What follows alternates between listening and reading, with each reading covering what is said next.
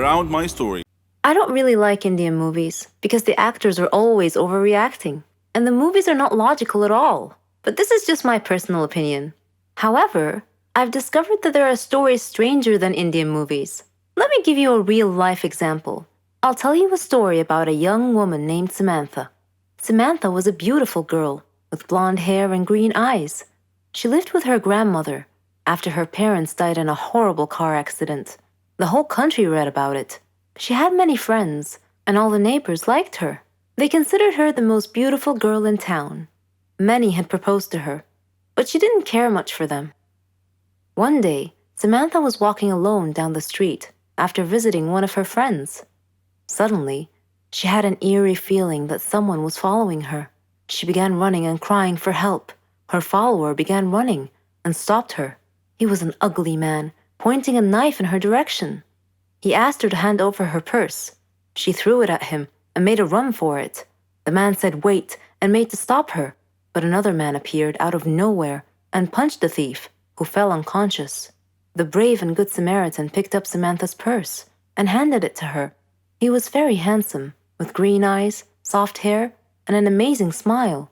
He escorted her back home, and she felt that he was her knight in shining armor. She went inside and hugged her grandmother tight, who was a little surprised but smiled. Samantha was so happy that she gently pulled her grandmother to her feet, and they whirled around and danced playfully. The very next day, she was surprised when she answered the doorbell. Steve, the tall, handsome man, was standing there, holding flowers. He proposed to her, and she said yes. Thus began their love story. Then one day, Samantha was standing in the kitchen preparing dinner. Steve and her grandmother were out, but they were supposed to be back soon. Samantha had everything ready, and she set the table. The house door opened, and Steve walked in. Samantha went to greet him, but she felt dizzy and fainted.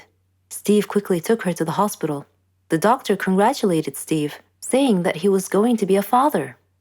Steve was ecstatic, but Samantha was not. Instead, she was shocked and nervous. She said that she was too young to have kids, that she wasn't ready to be a mother. Steve was taken aback and said, "But why? Don't you want him?" Things were different from that point on. Samantha tried to get an abortion several times, but Steve was always stopping her. She couldn't accept it. She blamed Steve, but Steve couldn't understand her. In her 7th month of pregnancy, Samantha was with her grandmother at the supermarket when she saw a small boy run onto the road.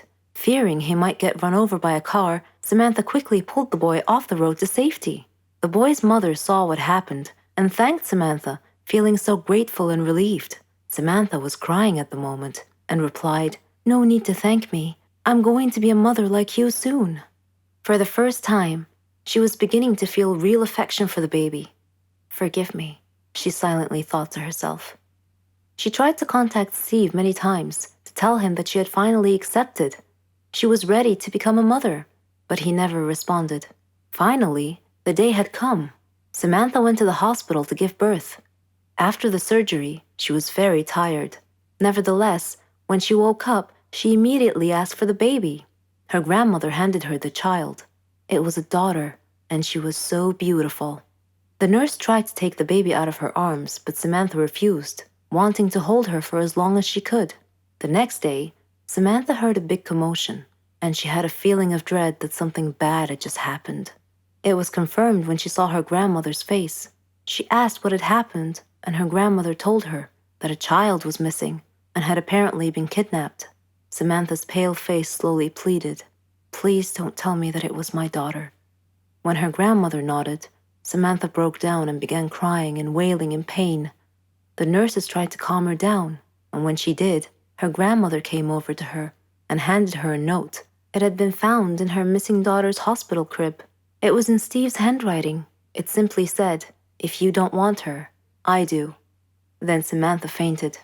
For many years, she tried finding her baby, but couldn't. Steve and her daughter had vanished into thin air. She felt as if time had stopped for her, but Steve didn't feel that way.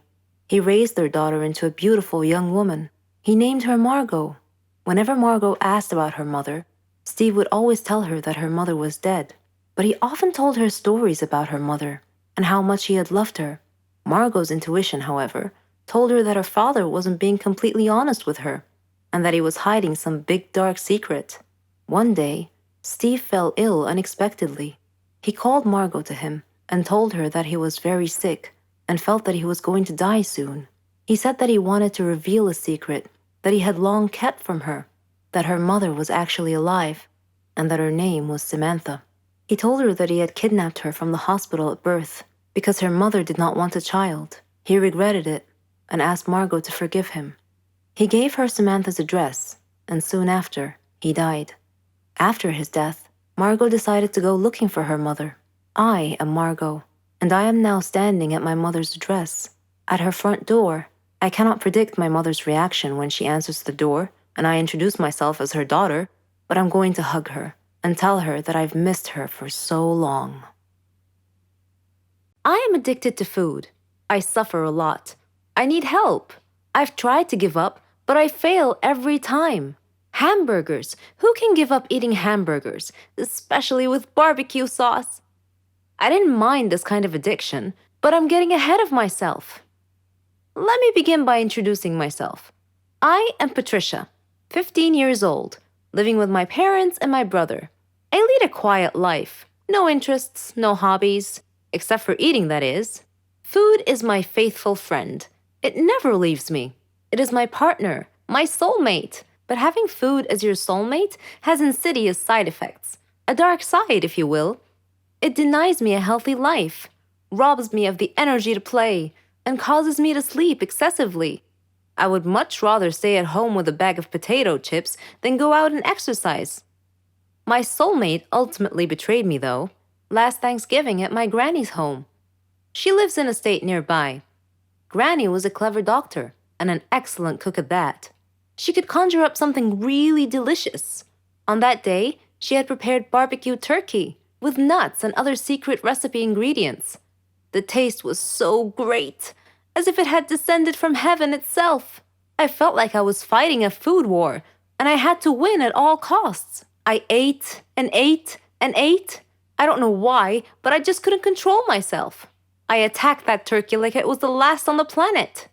But every culinary war with a worthy adversary, such as the barbecued turkey, has its own unique type of casualties.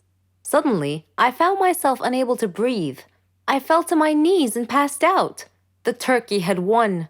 I woke up later in the hospital, though, still clinging to an unfinished turkey leg. The doctor told me that I was gaining way too much weight. He said that I should be put on a diet. Diet? Man, how I hated that word. It hung over my head like the sword of Damocles. It meant depriving me of my passion, my reason for living. I considered eating vegetables in small amounts to be the worst form of cruel and unusual punishment, the worst form of torture imaginable. Imagine thinking of a wonderful, greasy, cheese-laden pizza with all the toppings, and then suddenly opening your eyes to find a healthy green salad bowl. But I had reached a turning point in life.